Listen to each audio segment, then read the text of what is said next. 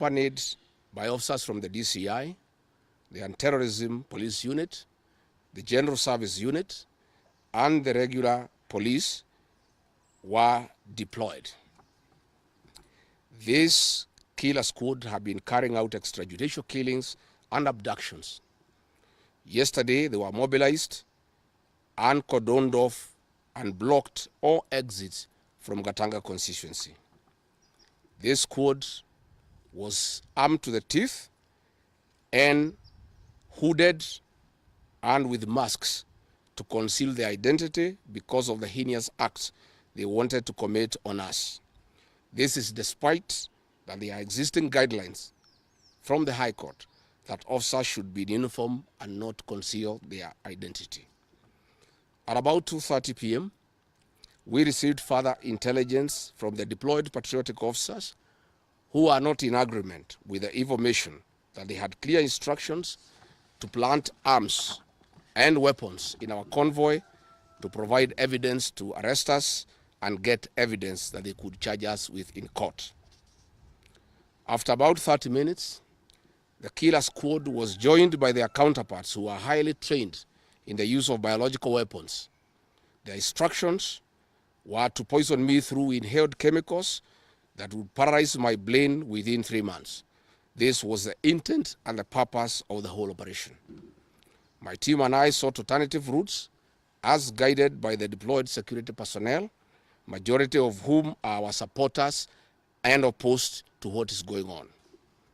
We have credible information that President Ruto has directed that my private security personnel be disarmed and be targeted for withdrawal of their licenses so that they can leave me vulnerable to allow room for goons to attack and possibly eliminate me. President William Ruto has expressed ungovernable anger that the state-sponsored goons are being overpowered by my private security personnel who are licensed gun holders. President Ruto is furious that the people of Kenya have not forgotten about the Kiambaa church massacre, where children and women were tortured in the 2007 and /8 post-election violence, and is unhappy that I keep on reminding the people of Kenya of the heinous act.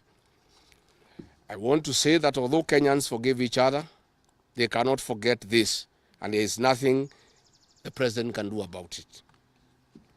The president was also utterly livid that I exposed his grabbing of 5-acre piece of land inside Gong Forest, where he intends to put a private hotel. About my statement on post-election violence, this was a precautionary statement and not incitement.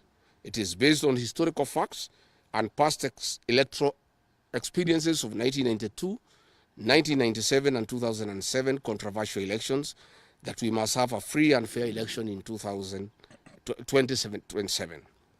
It is my civic duty as a leader to remind the IEBC, all agencies and institutions charged with election management, that they must deliver free, fair, verifiable, and credible election.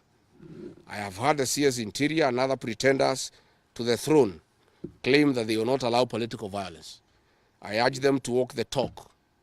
Since November 2024, political violence of great magnitude has been meted on me, my family, and my supporters. Not a single case has been prosecuted.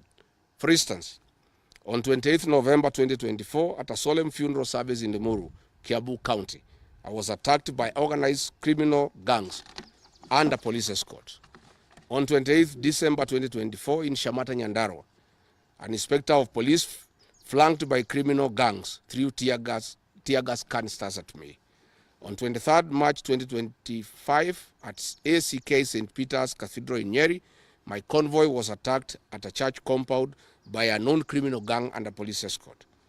On 29th March 2025 in Naivasha town, we were attacked by the police. On 6th April 2025, at a church service in Mwiki, PCA, hooded goons attacked us inside the church. We dismiss with contempt the loose talk by CS Interior that during the DCP party unveiling, where goons dared to cause chaos, were fighting for handouts from us. These were state-sponsored, but fortunately, they were overpowered by security personnel and supporters.